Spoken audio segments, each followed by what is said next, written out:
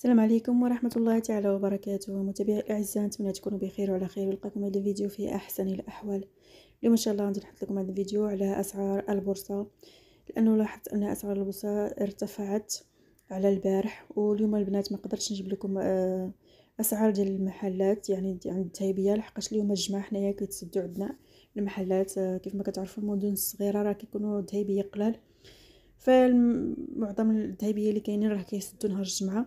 ولهذا غادي نشارك معكم غير هاد الاثمنه ديال البورصه اللي بان لي فيها الاثمنه راه مرتفعه، يعني بطريقه صاروخيه.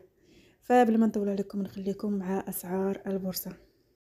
فعيار 24 يبلغ سعر 906 درهم، عيار 22 يبلغ سعر 830.50 درهم، عيار 21 يبلغ سعر 792.50 درهم، عيار 18 يبلغ سعر 679.50 درهم، عيار 14 يبلغ سعر 528.50 درهم، عيار 12 يبلغ سعر 453 درهم، اللونسا يبلغ سعر 28,174.50 درهم، الجنيه الذهب يبلغ سعر 6,341 درهم، اللونسا بالدولار يبلغ سعر 2,807.02 دولار.